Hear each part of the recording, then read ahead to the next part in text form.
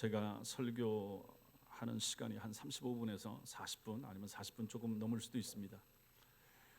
이 시간이 좀 지루하거나 딱딱할 수도 있지만 여러분이 잘 들으시길 바라고, 기독교 신앙은 우리가 예전에 무속 신앙하고 다릅니다. 그냥 물 떠다 놓고 빌고 치성이면 감천이고 그러한 종교가 기독교가 아니라 하는 것입니다. 기독교는 배움의 종교입니다. 지식의 종교인 것이고 이해하고 믿어지는 종교, 그것이 기독교입니다. 덮어놓고 믿는 것 아닙니다. 펴놓고 확인하면서 읽고 확인하면서 그렇게 믿는 종교가 기독교입니다. 그러므로 지금 민수기 같은 경우도 마찬가지입니다. 하나하나 우리하고는 거리가 좀 떨어져 있는 그러한 3,500년 전에 팔레스타인에서 이루어진 일이긴 하지만 여러분과 저 같은 사람은 이것이 오늘 우리에게도 유용하고 해당한다 하는 것을 알고 이 말씀을 듣고 있는 사람들 아니겠습니까? 그러므로 이 시간에도 설명하는 부분도 있고 하지만 잘 들으시고 듣는 가운데 깨닫고 그렇게 하나님을 알아가고 믿어가는 그런 은혜가 있게 되길 바랍니다. 민수기 20장 우리가 지난주에 보았는데 여기는 미리암의 죽음, 모세의 누나 미리암이 죽고 그 다음에 아론 형 죽음, 이것으로 끝납니다. 그러나 이제 오늘 21장은 일종의 반전을 보여줍니다. 1절부터 3절까지가 이스라엘 백성들이 호르마라고 하는 곳에서 전쟁하여 승리를 거둔 이야기를 기록합니다. 여러분 혹시 호르마가 기억이 나십니까? 저 앞에 민수기 14장에서 있었던 일이죠. 가데스 13장과 14장 제일 반전이 되는 전환점이 되는 민수기에서 중요한 부분이라고 했습니다. 제가 확인은 안 해보겠지만 시내산과 가데스 바네아 모압 평지가 중요한 새 광야에서의 지점이라고 그랬고, 그 다음에 이 가데스 바네아에서 민수기 13장과 14장에서 정탐꾼들을 12명을 보냈는데 돌아와서 보고를 하는데 10명은 부정적으로 보고하고 2사람만 긍정적으로 보고를 했더니 이스라엘 백성들의 마음이 10명 쪽으로 쏠려서 돌아가지 말자, 위험하다, 힘들다, 이렇게 부정적으로 보고를 했다라고 했습니다. 그 반역인 거죠. 하나님은 보내주시겠다고 했는데 믿었어야 되는데 안 믿은 거죠. 그리고 가나안 땅을 악평했습니다. 그러자 하나님께서 그래 좋다, 그러면 너희는 그 땅에 들어가지 마라. 20살 넘었던 1세대 너희는 가나안 땅에 못 들어간다 라고 말씀을 하셨는데, 그러고 났더니 이 사람들이 고집을 피웁니다. 그래도 올라갈랍니다. 그리고 올라갈랍니다. 그래서 가나안을 향하여 올라가려고 합니다.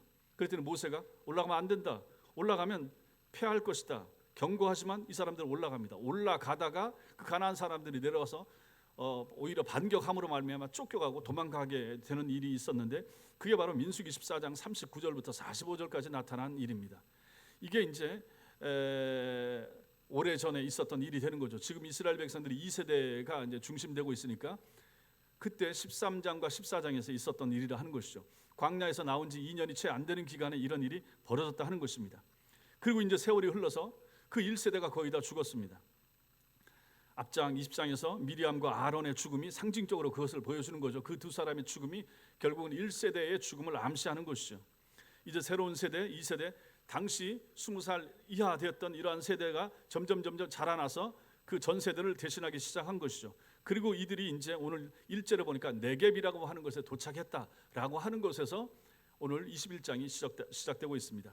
오늘 말씀을 우리가 같이 살펴볼 때 성령께서 우리에게 깨닫는 은혜 주시기를 바랍니다. 먼저 우리는 여기서 하나님의 전쟁을 봐야 됩니다. 이제 숱하게 이 뒤에 일어나게 될 정복 전쟁의 첫 번째 전쟁의 모습이 오늘 여기서 나타나는 거죠. 이게 이제 1절부터 3절까지입니다. 그리고 21장 저 뒷부분에 가면 또 두 번에 더 승리하게 되는 전쟁의 모습도 나옵니다. 네겝이라고 하는 것은 가나안의 남쪽 지역입니다. 넓은 지역을 전체를 가지고 남방, 성경의 옛날 성경에서 남방이라고 부르는 것이고 지금 우리 개역개정 성경에서 네겝이라고 표현하는 곳입니다. 이곳에 호르마라고 하는 지역이 있습니다. 아까도 말씀드렸지만 이때로부터 38년 전에 그들의 부모 세대가 이곳에서 고집 피우고 올라가다가 쓰라린 패배를 당했던 곳, 그리고 광야로 쫓겨가야 했던 곳, 거기가 호르마입니다. 시간이 흘러서 이제 자식 세대가 다시 이곳 호르마에 선 곳입니다. 이번에는 가나안 땅에 아랏 왕, 1절 2절에 보시면 아랏 왕이 먼저 공격을 해왔죠. 그리고 이스라엘 중 몇 사람들이 포로로 잡혀가게 됐습니다. 자, 그러자 이제 그 자식 세대, 2세대 이들이 무엇을 하는가? 부모 세대하고 다른 반응을 보여줍니다. 그것이 그들이 뭘 합니까? 2절 보십시오. 하나님 앞에 엎드려서 뭘 합니까? 기도하는 거죠. 서원하는 거죠. 주께서 만일 이 백성을 내 손에 넘기시면 내가 그들의 성읍을 다 멸하리이다. 이스라엘 백성들이 이렇게 하나님 앞에 서원하면서 기도하면서 도와주세요 하고 하나님께 기도하는 것입니다. 하나님께서는 이들의 이 서원 기도를 들으셨고, 그래서 그 가나안 사람들을 그들의 손에 붙이셨습니다. 손에 붙였다 하는 것은 넘겼다라고 하는 얘기, 너희 마음대로 해라 하는 것이죠. 그리고 이스라엘 백성들은 그들의 성읍을 전부 다 전멸시킵니다. 이곳이 바로 어딘가? 호르마인 거죠. 37년, 38년 전에 졌던 곳 호르마. 여기서 38년이 흘러서 이제 다시 승리를 얻기 시작하는 곳, 여기가 바로 호르마가 되는 것입니다. 이 전쟁 기사는 매우 짧고 단순하지만 민수기 흐름에 있어서 굉장히 중요한 사건입니다. 이스라엘은 민수기 14장에 나오는 호르마 패배 이후에 한 번도 전쟁에서 승리한 적이 없습니다. 37년, 38년 동안 광야를 빙빙 돌았는데 성경에 나오는 기록은 거의 없습니다. 기록할 가치가 없었기 때문에 기록하지 않은 것이죠. 거기서 뭐 또 다른 전쟁이 있었을 수도 있지만은 불신앙하고 하나님을 배반했던 사람들의 기록을 굳이 적을 이유가 없었던 것이고, 진 전쟁에 대한 내용을 뭐 굳이 자꾸 적을 필요가 뭐가 있었겠습니까? 그래서 모세가 적지 않았다 이렇게 볼 수가 있습니다. 그리고 나서 1세대가 다 여러 가지 모습으로 이제 죽어가는데, 이 사람들이 이제 2세대가 주축이 되어서 호르마에 도착하여 첫 번째 전쟁에서 승리한 기록이 바로 오늘 1, 2, 3절까지 나오고 있다 하는 것이죠. 이게 이제 전환점이 되기 때문에 중요한 것입니다. 여기 1절부터 3절까지 나오는 내용 중에서 중요한 단어가 하나 있습니다. 멸하다라고 하는 단어입니다. 멸하다. 우리는 가나안에 들어가서 전쟁을 할 때 이스라엘 백성들이 가나안 사람들을 하나도 남김없이 멸해야 했고 쫓아내야 했다는 사실을 우리가 여호수아서를 통해서 알게 됩니다. 완전히 멸하라, 진멸하라, 쫓아내는 것도 아니죠. 완전히 죽여서 없애라 하는 거죠. 여리고성을 칠 때 이제 이런 일이 나타났었는데, 여호수아 6장 17절 읽겠습니다. 시작. 이 성과 그 가운데 있는 모든 것은 여호와께 온전히 바치되, 이제 이스라엘 백성들에게 여리고성을 점령할 때 저렇게 하라라고 말씀하고 있는 거죠. 여호수아 6장 21절 시작. 그 성 안에 있는 모든 것을 온전히 바치되 남녀노소와 소와 양과 나귀를 칼날로 멸하니라. 남자 여자 어린아이 나이 든 분들 소 양 전부 다 칼날로 싹 죽이라, 이렇게 표현하고 있는 것입니다. 온전히 바치되. 여기서 이제 강조되는 것이 앞에 성경 17절도 마찬가지고 지금 21절도 바치되라고 하는 단어가 나옵니다. 이 바치되가 저 뒤에 나오는 멸하니라 하고 똑같은 단어가 됩니다. 바치다, 멸하다. 그런데 이거하고 똑같은 단어가 무엇인가? 호르마가 똑같은 단어입니다. 호르마. 우리가 지금 이스라엘 백성들이 민수기 14장 끝에서 졌던 곳 호르마, 지금 21장 1, 2, 3절에서 승리를 거두는 곳, 여기가 어디라고 그랬습니까? 호르마. 여러분 성경 보십시오. 3절 보십시오. 3절 끝에 그곳 이름을 호르마라 하였더라. 호르마 앞이나 뒤에 번호가 붙어 있죠. 몇 번이 붙어 있습니까? 2번이 붙어 있죠. 그럼 맨 밑에 보십시오. 호르마 맨 끝에 그 밑에 난외주라고 하는데 저 밑에 가면 1번이나 2번 붙어 있는 거 그거 뭐라고 써 있습니까? 완전히 멸함. 호르마의 뜻이 완전히 멸함이라는 뜻입니다. 그러니까 멸하다라고 하는 단어, 바치다라고 하는 단어, 호르마라고 하는 단어 다 똑같다라고 하는 거죠. 점령한 곳에 들어가서는 자비를 베풀지 말고 전부 다 진멸하라, 전부 다 섬멸시키라, 싹 다 죽이라, 이렇게 하나님이 말씀하신다 하는 것입니다. 이게 온전히 하나님 앞에 바치는 거예요. 하나님이 이거 너무 하시는 거 아닌가? 근데 하나님이 이렇게 명령하시더라 하는 것입니다. 아니 어린애들, 여자들, 뭐 가축들 살려둘 수도 있고 한데 하나님은 자비를 베풀지 않더라.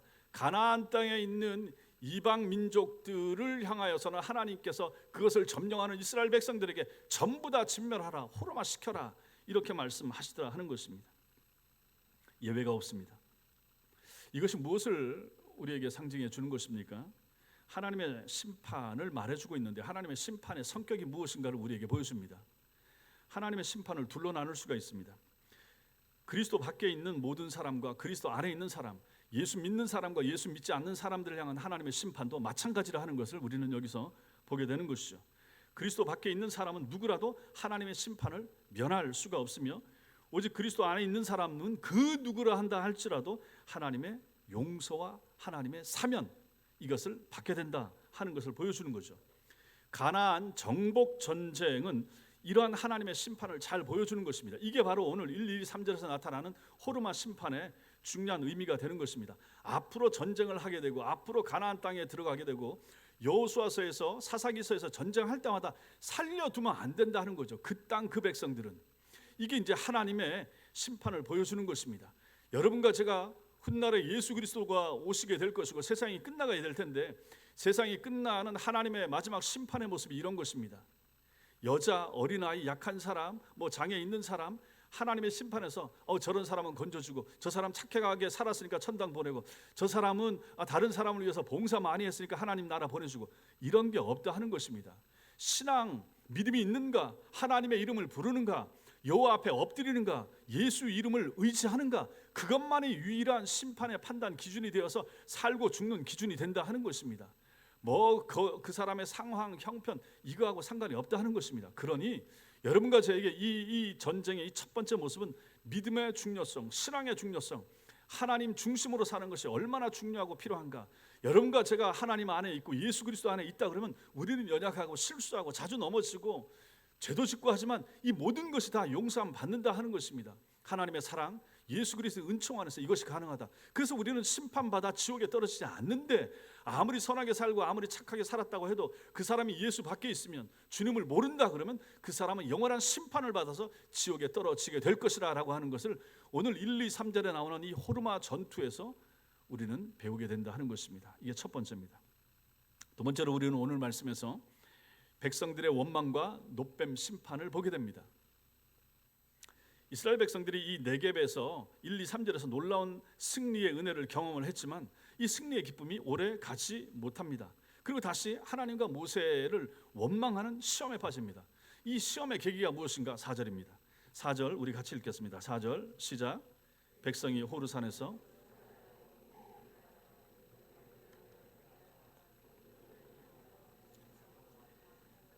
백성의 마음이 상했습니다. 백성들 마음이 상한 이유가 무엇입니까? 뭐 때문입니까? 그 앞에 나오는 길로 말미암아, 에돔 땅을 돌아서 길로 말미암아. 우리가 지난 시간에 보았던 게 뭡니까? 에돔 땅을 가로질러 가려고 했더니 에돔 왕이 안 된다. 군사들 끌고 와서 너희들 이쪽 지나가면서 전쟁해야 된다 하니까 이제, 그리고 하나님께서 전쟁하지 말고 돌아가라라고 했죠. 에돔, 모압, 암몬 전부 다 옛날 거슬러 올라가면 다 형제들 지역이었고 지금은 싸우지 말라라고 한 거죠. 그러니까 에돔 땅으로 가로질러서 올라갔으면 금방 모압 평지까지 갈 수가 있었는데 여기를 못 지나가게 하니까 전쟁해야 되니까 밑으로 빙 둘러서 가는 겁니다. 둘러가니까 이제 에돔 땅을 우회하려 하였다가 길로 말미암아, 그 길이 너무 거칠고 험하고 이 왕의 대로 에돔 땅을 가로질러 가면 평평하고 왕들이 다니는 길이기 때문에 잘 닦아놓은 길이라 그냥 애들도 노인들도 짐승들 데리고 잘 갈 수 있는데 이제 먼 길 빙 둘러가고 거칠고 험한 길을 가야 되니까 백성들 마음이 상한 거예요. 여기서 이제 불평이 나온 거예요. 한참을 걸어가야 되고 여러 날, 몇 달, 몇 년을 가야 되는 그런 길 아니겠습니까? 그러니 여기서 이제 불평이 나오더라 하는 것입니다. 마음이 상했습니다. 힘들면 마음이 상할 수 있지만 문제는 그 마음 상한 것이 어느 정도에서 그치고 마음을 다스려야 되는데 이게 이제 잘못된 방향으로 나타난 것입니다. 원망하게 되는 거죠.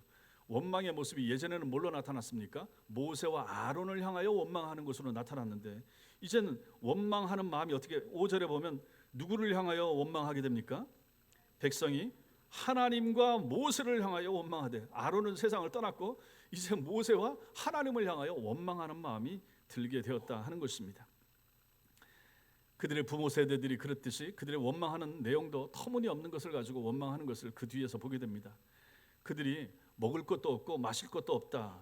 여기 5절에 보시면 원망하여 하되 어찌하여 우리를 애굽에서 인도해내어 이 광야에서 죽게 하는가? 이곳에는 먹을 것도 없고 물도 없도다.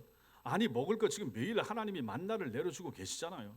근데 먹을 것도 없고 물도 없도다. 물도 필요할 때마다 하나님께서 여러 가지 방법으로 물을 내게 해서 막 먹게 하시는데도 불구하고 이걸 불평하고 있다 하는 것입니다. 그리고 또 우리 마음은 이 하찮은 음식을 싫어하노라. 이 하찮은 음식, 이게 뭘까요? 하찮은 음식 만나입니다. 만나를 이 사람들은 이제 질린다, 하찮다 이렇게 표현하고 있는 거죠. 1세대와 비교해 볼 때 이 2세대가 이제 주축을 이뤘는데 이들도 별반 그 부모 세대하고 차이가 없더라 하는 것을 여기서 보게 되는 것입니다. 이들의 불평과 원망의 절정이 바로 이 만나를 언급하는 여기서 나타나는 거죠. 하찮다. 40년 가까이 자기들이 먹고 살아온 이 만나를 가지고 하찮은 음식이라. 이 하찮다라는 단어 끔찍하다, 영어로는 terrible 이렇게 나옵니다. 지겹다, 보잘것없다. 그 귀한 만나를 가지고 이 사람들이 이렇게 표현을 한다 하는 것입니다. 만나와 생수 같은 하늘의 은혜를 우습게 여기는 것입니다. 그리고 불평을 합니다. 만나와 생수는 모두 신약에 보면 예수 그리스도를 상징하는 것이고 하나님의 은혜를 상징하는 것인데 이것은 예수 그리스도의 은혜를 하찮은 것으로, 그런 거 말고 다른 거 주세요, 이거 말고 맨날 먹는 만나 말고 다른 거 주세요, 이렇게 표현하는 것입니다. 하나님께서 우리를 구원해냈으면 아니 지금보다 더 나은 길, 쉬운 길, 좋은 길로 가게 해야지, 길이 이게 뭡니까? 너무 거칠고 험하고 애들 데리고 여기 갈 수 있겠습니까? 그런 불평의 마음이 이들의 마음속에 일어난 거죠. 안락하고 풍요롭고 좀 좋은 삶을 줘야지, 이게 뭡니까? 좀 빨리 들어가게 해서 가나안 땅 주신다고 약속했으면 얼른 들어가게 해야지, 이게 뭐예요? 왜 또 이렇게 빙빙 돌게 만듭니까? 그런 불평의 마음이 있는 거죠. 그리스도를 알고 사랑하는 삶, 성령의 능력으로 죄를 이기고 사는 삶, 이런 거 말고 이 땅에서 돈 좀 잘 벌고 힘있게 살고 자식들 잘 되고 좀 건강하고 아프지 않고 좀 이런 삶으로 우리에게 채워주시면 안 됩니까? 예수 믿으면 복 받는다며요. 이런 걸로 좀 해주시지, 이게 뭡니까? 이거 교회에서 받는 은혜, 예배의 은혜, 교회 올 수 있는 은혜, 예배 드리는 은혜, 그 하찮은 거예요. 그거 말고 다른 거 주세요. 놀라운 은혜, 그 다른 사람 다 받는 거 말고 나만, 우리 가족들만 받을 수 있는 거, 놀라운 은혜, 반짝반짝 빛나는 그런 은혜로 좀 채워주세요. 하찮은 거 말고. 이 백성들이 이렇게 요구하고 있다 하는 것입니다. 이런 사람들이 가나안 땅에 들어갈 자격이 되겠습니까? 자, 이러한 원망에 대한 하나님의 반응이 6절에 나옵니다. 6절 같이 읽겠습니다. 시작. 여호와께서 불뱀들을 백성 중에 보내어 백성을 물게 하심으로 이스라엘 백성 중에 죽은 자가 많은지라. 불평하면 죽습니다. 불평하면 뱀에 물립니다. 간단하게 설명하면 이렇게 되는 거죠. 불평하지 말라 하는 거죠. 하나님의 은혜를 불평하면 하나님이 여태까지도 참아 주셨는데 1세대 너희 부모 세대도 그렇게 불평하고 하더니 이제 너희도 그러느냐? 여기 보면 모세가 뭐 액션을 취하기도 전에 하나님께서 당장 그냥 불뱀을 보내서 물게 해버리는 내용이 여기 나오고 있다 하는 것입니다. 여기 불뱀은 당시 광야에 서식하던 독사 종류로 독성이 매우 강해서 한번 물리면 금방 독이 퍼지고 높은 열이 올라서 죽게 되는 그러한 뱀, 이게 이제 불뱀입니다. 이 불뱀은 결국 우리에게 뭘 보여줍니까? 죄가 얼마나 치명적이고 파괴적인가. 죄가 우리 마음에 일어나면 이렇게 된다, 불뱀에 물리듯이 그렇게 될 것이라 하는 걸 보여주는 것입니다. 뱀에게 물린 자마다 다 죽었듯이 죄에게 물린 자 다 죽습니다. 죄에 물리면 죽는 거죠. 불평하고 원망하고 이렇게 하다 보면 다 죽게 되는 거예요. 많은 불뱀들이 백성들 가운데 들어와서 뭅니다. 그래서 백성들이 죽어가고 있습니다. 그러자 백성들이 모세에게 와서 7절처럼 말합니다. 7절 시작. 백성이 모세에게 이르러 말하되 우리가 여호와와 당신을 향하여 원망함으로 범죄하였사오니 여호와께 기도하여 이 뱀들을 우리에게서 떠나게 하소서. 모세가 백성을 위하여 기도하며. 여기서 이제 백성들이 회개하는 거죠. 이제 물리고 막 죽어가니까 이제 그때 정신 차리기 시작한 것입니다.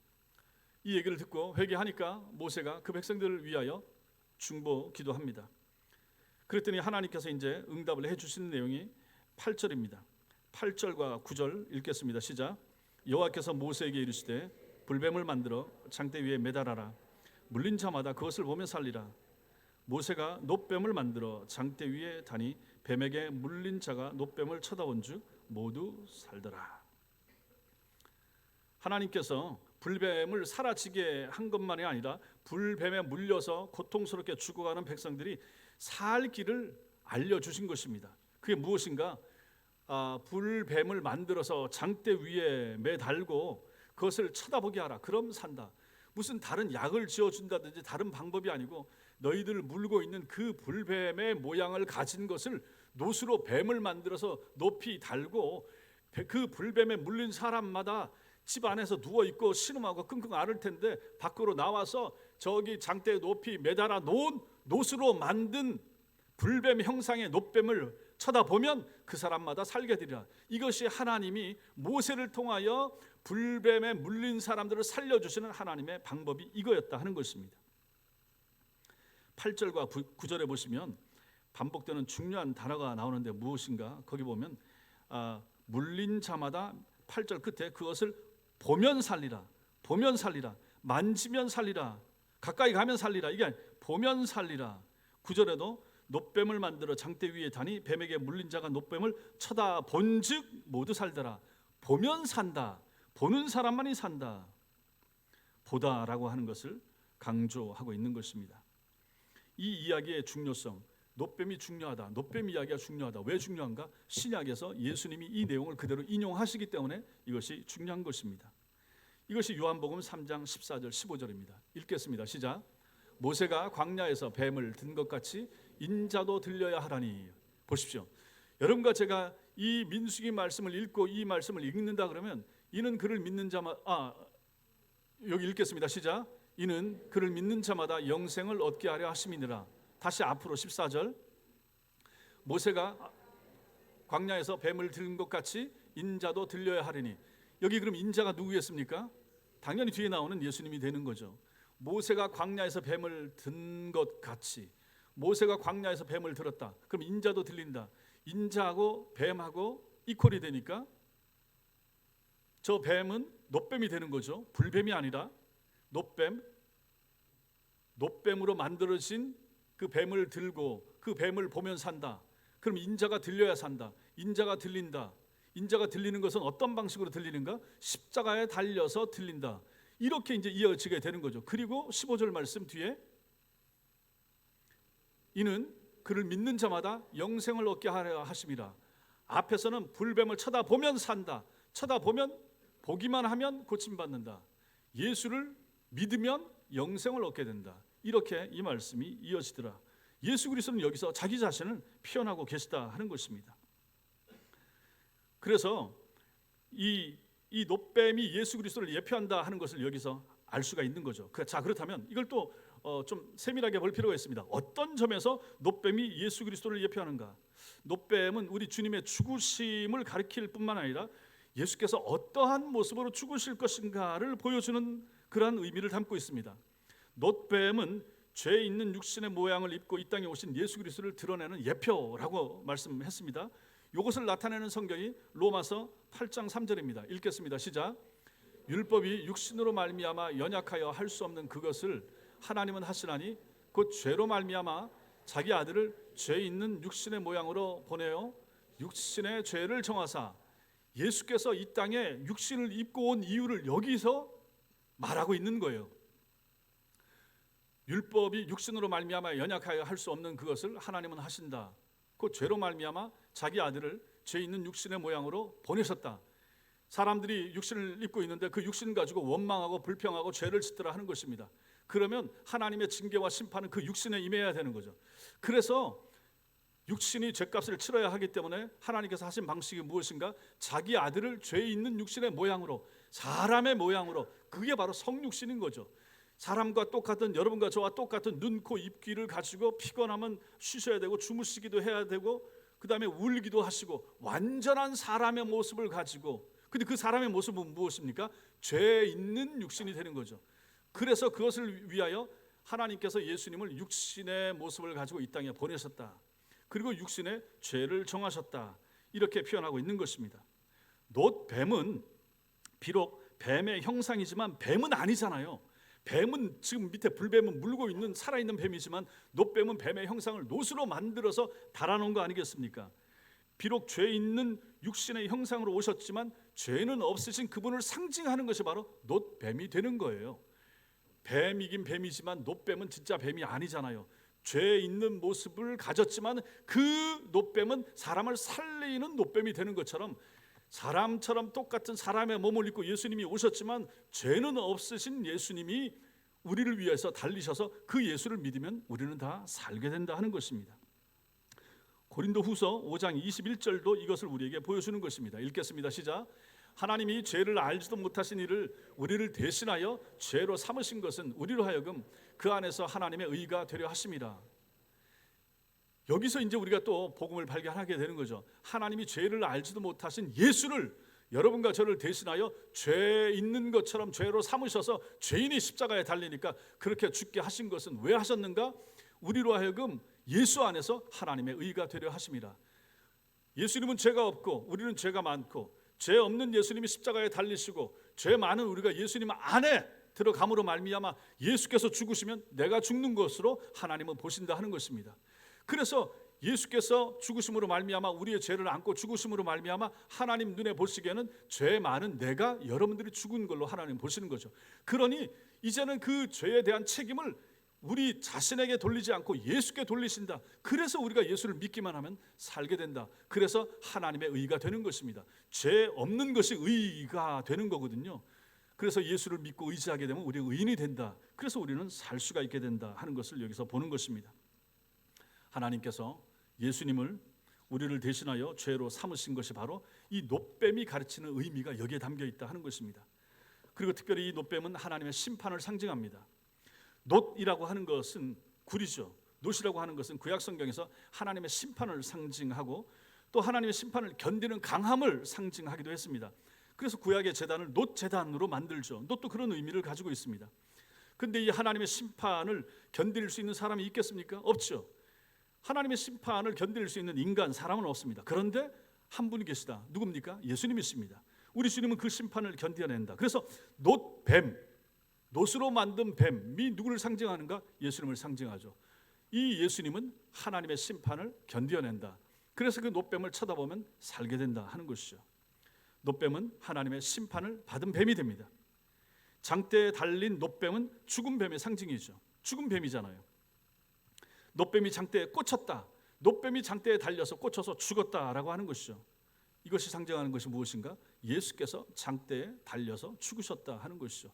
예수님이 십자가에 달려서 거기서 죽으신 것이죠. 하나님의 심판을 받아 죽으신 것입니다. 장대에 높이 달렸다, 잘 보이게 한다, 그런 의미도 있지만 구약 성경이 말하는 것은 저주의 의미를 담깁니다. 나무에 달린 자마다 이렇게 나오는 거죠. 신명기 21장 23절 거기 말씀에 보면 나무에 달린 자는 하나님께 저주를 받았습니다. 나무에 달린 자 하나님께 저주를 받았다. 예수님이 십자가에 달렸다, 하나님의 저주를 받았다. 자기 죄 때문에 저주를 받은가? 아닌 거죠. 우리 죄 때문에, 여러분 죄 때문에. 예수님은 죄가 없으신데 우리의 죄를 대신 지고 저주를 받아 죽으신 것이죠. 이것을 보여주는, 이때로부터 1400년 후에 신약에 오실 예수 그리스도의 십자가 죽음을 보여주는 사건, 이것이 바로 오늘 놋뱀 사건이 되는 것이라 하는 것이죠. 세 번째로 우리는 여기서 하나님의 구원과 믿음으로 살아가야 될 것에 대하여 배우게 됩니다. 이 놋뱀 사건이 의미하는 것이 무엇인가? 이것이 중요하죠. 불뱀에 물린 자마다 놋뱀을 바라보는 자는 다 살아났던 것처럼 불뱀에 물려서 죽어가면서 아파하고 고통스러워하는데 방법은 뭐 약을 바르거나 뭘 먹거나 그런 거 없어요. 뭐라고 했습니까? 놋뱀을 달아 놓을 테니까 장막 밖으로 나와서 쳐다보면 살리라, 이렇게 방법을 알려줬죠. 그것처럼 예수 그리스도를 믿는 것도 마찬가지로 하는 것입니다. 십자가에 달리신 그리스도를 믿는 자가 구원을 얻는다라고 하는 것이 놋뱀을 쳐다보는 사람이 나음을 받는다, 그렇게 연결이 되는 것입니다. 이것이 죄인을 구원하시는 하나님의 유일한 방법입니다. 이 불뱀에 물린 사람들이 살아난 것은 쳐다보았기 때문에 살아났습니다. 구원을 받고 하나님의 자녀가 된 사람들은 십자가에 달리신 예수 그리스도를 보았기 때문에 구원받는 것입니다. 여러분과 제가 십자가에 달리신 예수님을 본다라고 하는 것은 믿음의 눈으로 보는 거죠. 영적인 눈으로 보는 거예요. 이건 믿는다라고 하는 것입니다.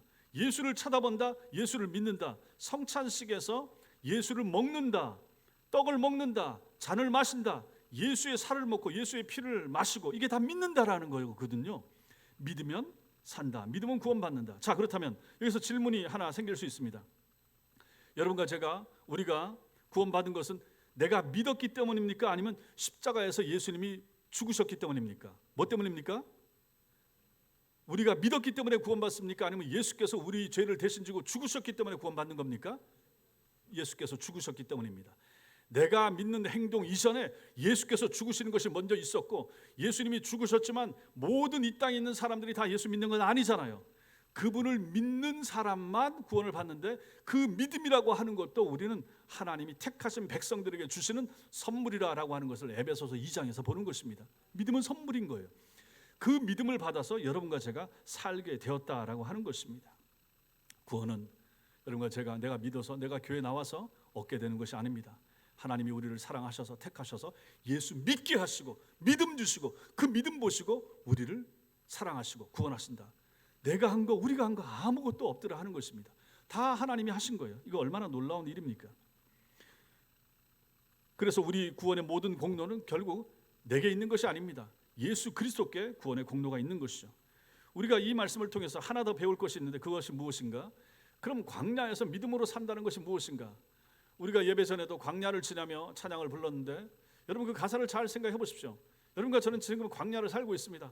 아무리 대궐 같은 집에서 살고 있고 아무리 편안하고 안락한 곳에서 살고 있어도 성경은 여러분과 제가 사는 이 세상을 광야를 지나고 있다 이렇게 표현하고 있습니다. 그러면 신자들의 생각 가운데서 나는 지금 광야를 통과하는 나그네라고 하는 인식이 우리 속에 꼭 있어야 됩니다. 그게 없으면 여기 이 땅에서 자꾸 정착하려고 그러고 여기서 뭔가를 하려고 애를 쓰고 여기다 자꾸 쌓아들려고 노력하게 된다 하는 것입니다. 그렇게 하면 우리가 하나님 나라를 소망하면서 사는 삶이 못되게 되는 것입니다. 그럼 우리가 광야를 살아가는데, 광야를 살 때 믿음으로 산다, 믿음으로 살아야 되는데 어떻게 하는 것이 믿음으로 사는 것인가? 첫 번째, 광야에서 믿음으로 산다는 것은 회개하며 산다는 것입니다. 회개하면서 산다. 회개하면서 산다.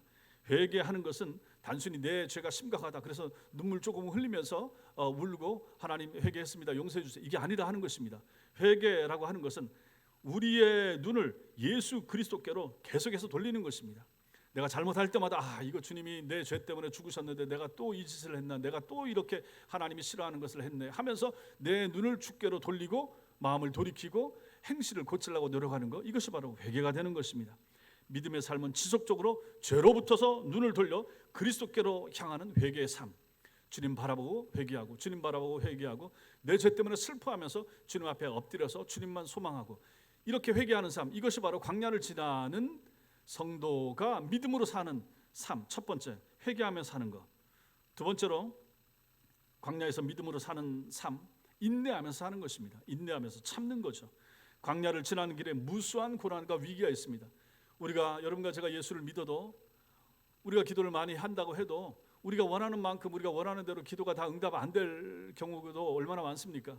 기도해도 응답이 더디거나 느리거나, 아니면 우리가 원하는 방향대로 기도 응답이 안 올 수도 있습니다. 그때 우리에게 필요한 것이 무엇입니까? 참는 것입니다. 기다리는 것입니다. 인내하는 것입니다. 하나님의 뜻이 있다. 하나님의 뜻이 있다. 하나님이 다른 생각을 가지고 계시는구나 생각하셔야 됩니다. 내 몸에 병이 생겼을 때, 병을 발견했을 때도 마찬가지입니다. 그때도 우리는 또 하나님의 다른 뜻이 있다. 하나님을 원망하고 내 신앙생활을 이렇게 하는데 하나님 이게 뭡니까? 그렇게 불평하고 해서는 안 된다 하는 것입니다. 사업이 안 되거나 힘들거나 할 때도 마찬가지고, 가정에 불화가 생길 때도 마찬가지입니다. 이 일을 통하여 하나님께서 또 주님 앞에 엎드리라고 하시는구나, 나를 주님 앞에 기도하라고 부르시는구나, 그렇게 우리가 생각해야지, 그것을 가지고 원망한다든지 오히려 세상으로 나가는 계기로 삼는다든지 그래서는 안 된다 하는 것이죠. 그래서 신앙생활, 믿음생활을 인내하는 것입니다. 우리가 죽을 때까지 인내하는 거죠. 참아내는 거죠. 우리가 이 땅에서 무슨 큰 영화를 보겠습니까? 하나님 나라 들어가야 영광스러운, 주님이 우리를 위해서 예비하신 참된 영화를 그때 맛보게 될 것입니다. 그때까지 우리는 인내하셔야 됩니다. 믿음으로 사는 삶은 세 번째로 노래하는 삶입니다. 노래한다. 누가 노래하는가? 죄인들이 노래하는 거죠. 죄인이 노래해야 됩니다. 여러분과 제가 죄인인데 죄인이 노래합니다. 죄인이 찬양을 부릅니다. 죄인이 영어로 sinner. 이 죄인이 싱어가 돼야 되는 거죠. 죄인들이 노래하는 사람, 찬양하는 사람이 되는 거죠. 여러분과 제가 죄인들이지만 하나님을 높이고 하나님을 노래하고 하나님을 찬양하고 해야 되는 것입니다. 여러분, 우리 예배 시간이 11시지만 실제로 예배 시간이 10시 45분에 시작되는 거죠. 찬양이 시작되면, 그럼 여러분 그 전에 오셔야 됩니다. 그 전에 오셔서 같이 찬양하고, 찬양하면서 마음을 열고 주님 앞에 회개하고 기도하고 예배를 위해서 준비하고, 그렇게 하나님 앞에 우리의 예배를 올려드려야 되지 않겠습니까? 그래봤자 우리가 12시 5분이나 10분 그 전에 다 끝납니다. 10시 45분부터 12시 한 10분 정도까지 주님 앞에서 찬양하고 말씀 듣고 배우고, 이거 왜 못하겠습니까? 할 수 있잖아요. 하셔야죠. 주님 앞에 그게 이제 몸에 배셔야죠. 그렇게 살아가도록 부름 받은 사람들이 여러분과 저 아닙니까?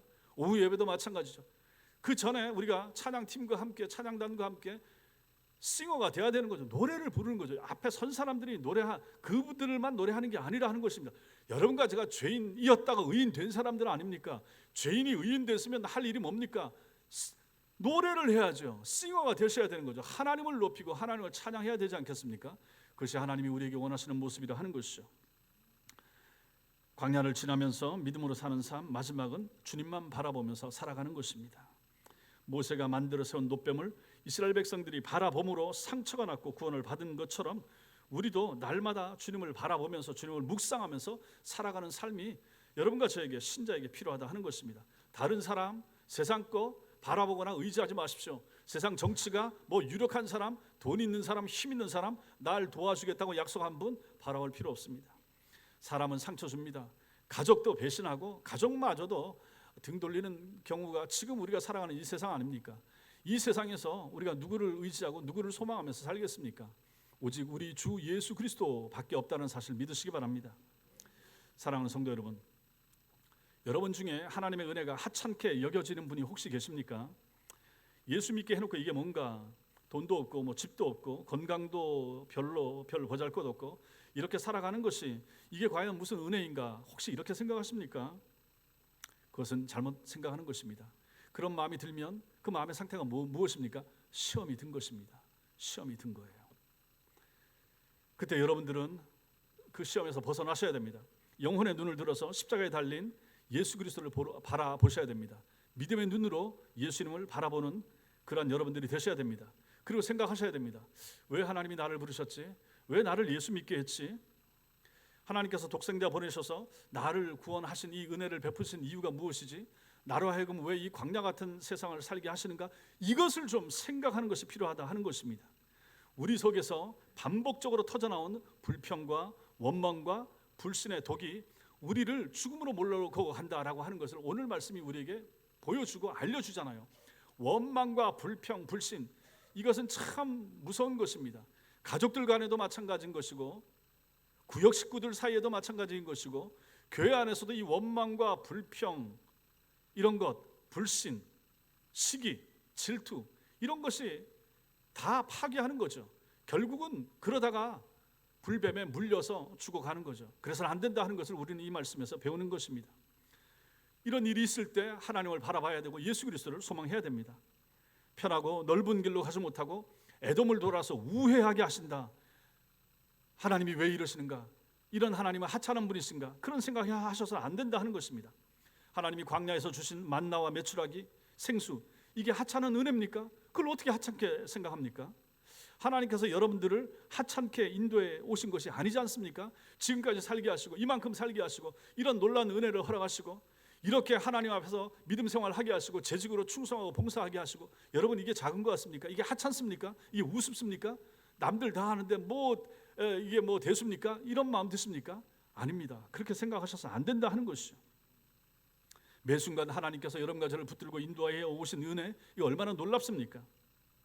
만약에 하나님께서 이렇게 인도해 오신 당신의 그 손길을 놓아버린다면 어떻게 되겠습니까? 세상에 많은 타락한 사람들, 실패한 사람들, 자살로서 그 인생을 마치는 사람들의 그 괴로운 그 인생길 마지막을 보십시오. 신앙생활 하다가 노년에 들어서 타락하고 추하고 스캔들이 일어나는 목사, 장로, 이 땅에 있는 권사, 이런 사람들의 이 추한 생애를 보십시오. 주님이 우리를 놓아버리면 우리 다 끝장나는 것입니다. 잘난 사람 하나도 없습니다. 주님 붙잡고 사용할 동안에만 반짝반짝 빛이 나는 것이고, 그 빛나는 것을 내가 빛난다 생각해서는 안 되고 하나님이 빛나게 하는 것이고, 하나님께 영광, 주께 영광 돌릴 수 있어야 그것이 정상적인 신자의 삶이 되는 것입니다.